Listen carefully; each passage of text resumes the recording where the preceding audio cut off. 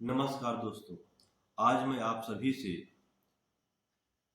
उपन्यास की अवधारणा के संदर्भ में बातचीत करना चाहता हूँ। न्यास शब्द में उपसर्ग के योग से उपन्यास शब्द की व्युत्पत्ति हुई है।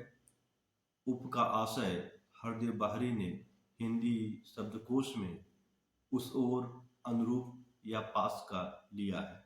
इसके साथ ही यह निकटता या सामीप्य की वस्तुओं के लिए प्रयोग में लाया जाता है। न्यास का आशय स्थापित करना, यथास्थान रखना, अमानत, थाती, धरोहर, अर्पण करना, किसी के लिए भेंट छोड़ना, विश्वासपूर्वक विशेष कार्य के लिए सौंपी गई संपत्ति के रूप में लिया जाता है। न्यास को यदि हम आसानी से समझना चाहें तो यह अंग्रेजी के ट्रस्ट का हिंदी रूपांतरण है। जैसा कि हम जानते हैं, ट्रस्ट ऐसी संस्था होती है जो समाज कल्याण, जन कल्याण के लिए खोली जाती है और इसके भीतर जो इसे खोलने वाला व्यक्ति है उसके भीतर जो भी संपत्ति डालता है वह संपत्ति उस ट्रस्ट में जाने के बाद समाज की धरोहर हो जाती है, समाज की थाती हो जाती है।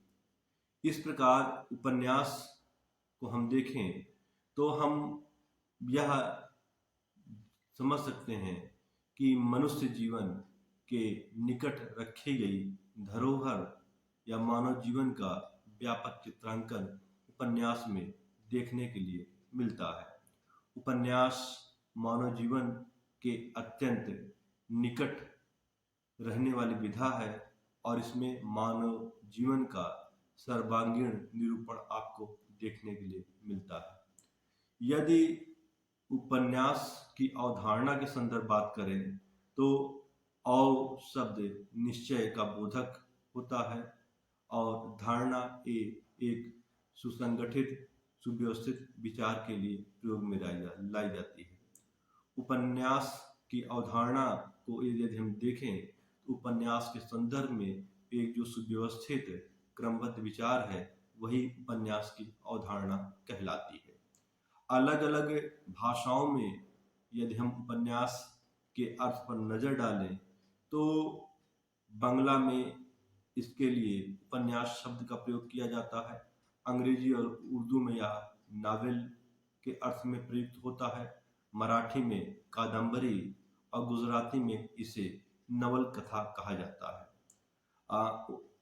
हिंदी के प्रसिद्ध आलोचक गोपाल राय ने उपन्यास के प्रथम प्रयोग के संदर्भ में लिखा है कि हिंदी में नावल का अर्थ उपन्यास पद का प्रथम प्रयोग 1875 में भारतेंद्र हरिश्चंद्र ने हरिश्चंद्र चंद्रिका में अपनी अपूर्ण रचना मालती के संदर्भ में किया था।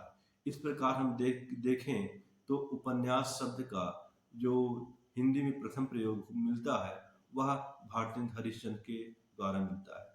इसके साथ ही हम सभी जानते हैं कि उपन्यास का हिंदी में आगमन अंग्रेजी से होते हुए बांग्ला के रास्ते से आया है। अंग्रेजी या विश्व का पहला जो प्रसिद्ध मौलिक उपन्यास है वह लिखने का श्रेय इंग्लैंड के सैमुअल रिचर्डसन को है। सैमुअल रिचर्डसन ने 1740 में पामेला नामक उपन्यास लिखा और इसकी प्रसिद्ध हैरी पॉटर और चंद्रकांता से कदापि कम नहीं है। जिस प्रकार हैरी पॉटर और चंद्रकांता को प्रसिद्धि मिलती है उसी तरीके से पामेला भी अंग्रेजी साहित्य में अपनी ख्याति, अपनी व्याप्ति फैलाता हुआ दिखाई देता है।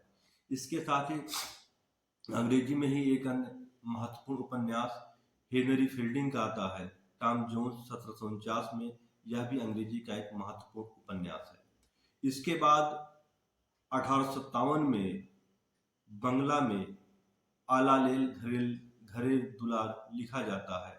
यह टेक्स चंद ठाकुर के द्वारा लिखा जाता है 1857 में और कुछ विद्वान इसे बांग्ला में उपन्यास का प्रारंभ मानते हैं, लेकिन अधिकांश विद्वान दुर्गेश नंदिनी, जो एक रोमांस केंद्रित उपन्यास है और जिसके लेखक बंकिम चंद्र चट्टोपाध्याय हैं। यह उपन्यास 1865 में लिखा गया था। कहने का आशय इतना है कि 1865 में बंकिम चंद्र चट्टोपाध्याय के द्वारा लिखा गया उपन्यास दुर्गेश नंदिनी को बंगला का पहला मौलिक उपन्यास माना जाता है। अधिकांश आलोचक इसे बंगला का पहला मौलिक उपन्यास मानते हैं।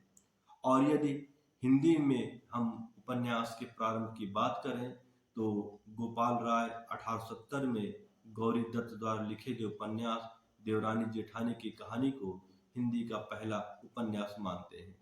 विजय शंकर मल्ल, जो कि हिंदी के आलोचक हैं, उन्होंने 1877 में श्रद्धाराम फुलौरी के उपन्यास भागवती को हिंदी का पहला उपन्यास माना है। लेकिन हिंदी के प्रसिद्ध आलोचक, इतिहासकार, निबंधकार रामचंद्र शुक्ल ने 1882 में लाला श्रीनिवास दास द्वारा रचित परीक्षा गुरु को हिंदी का पहला मौलिक उपन्यास माना है।